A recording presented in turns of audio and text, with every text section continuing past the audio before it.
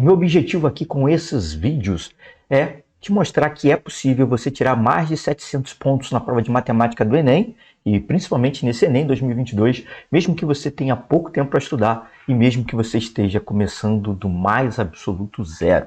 A maioria das pessoas tem, quer dizer, muitas pessoas têm muito tempo para estudar, mas elas desperdiçam o tempo.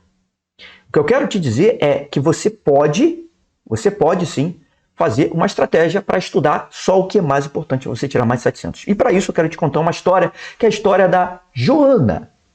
A Joaninha, ela iria lá prestar o vestibular dela, ela estava no 3º ano do ensino médio, e ela tinha um pensamento assim, olha, eu tenho isso daqui para estudar. Ela pegava ali tudo que caía no Enem e ela ia atrás daquilo.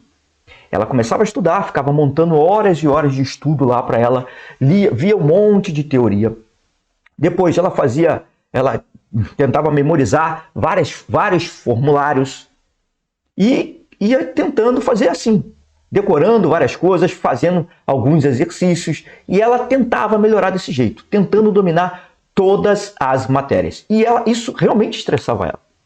Ela começou a ficar ansiosa, nervosa. Por quê? Porque ela começou a perceber que estudando dessa forma seria muito difícil dela terminar todos os estudos, ver toda a matéria de matemática para ela chegar e passar na prova de matemática no final do ano.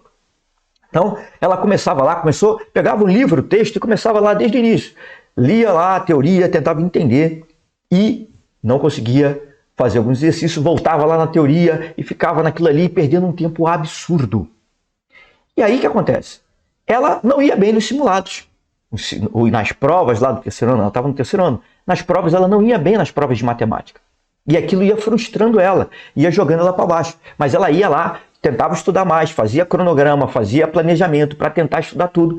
E, infelizmente, chegando lá no dia da prova, ela não conseguiu ir bem. Ela não conseguiu ser aprovada, não conseguiu tirar mais de 700 pontos na prova de matemática para ela poder escolher o que ela quiser. Por que é que isso aconteceu?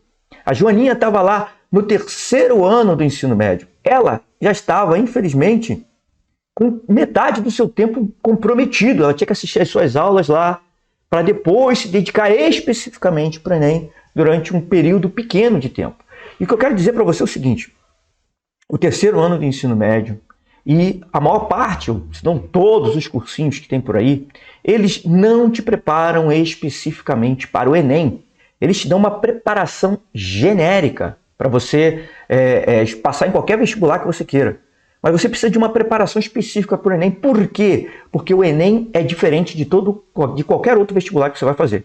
O Enem utiliza questões contextualizadas, ou seja, eles te dão muito mais informações do que você precisa. Tem o TRI do Enem, porque duas pessoas que tiveram o mesmo número de acertos, duas pessoas que tiveram o mesmo número de acertos em matemática, 10 acertos para uma e 10 acertos para outra, por exemplo, as notas vão ser diferentes.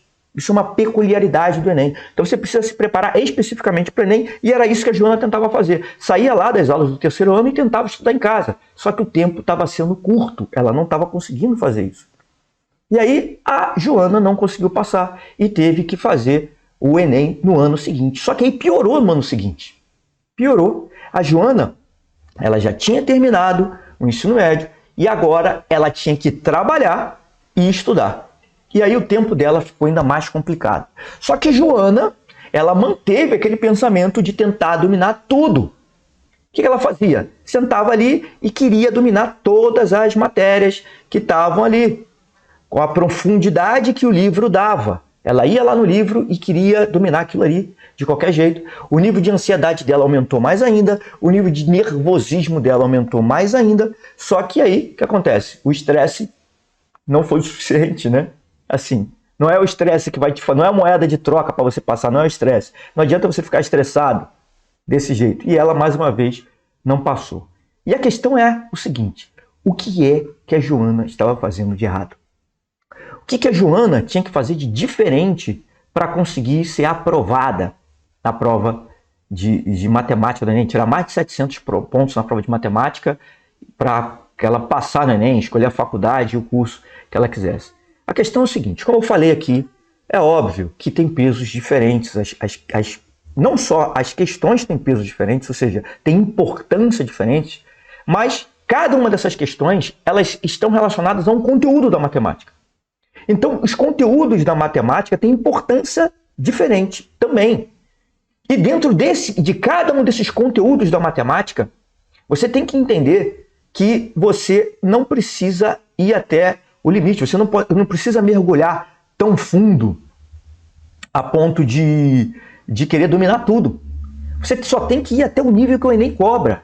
Era esse problema que a Joaninha não estava entendendo.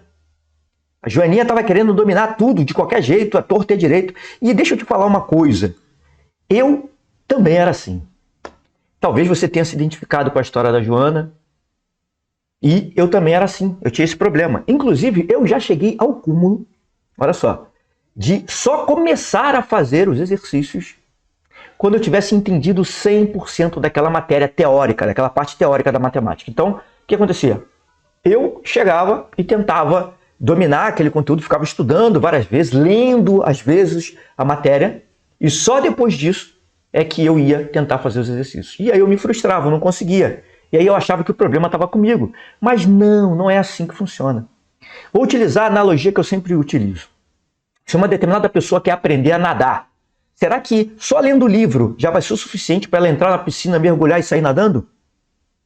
Ela pode ficar lendo livros durante 10 anos.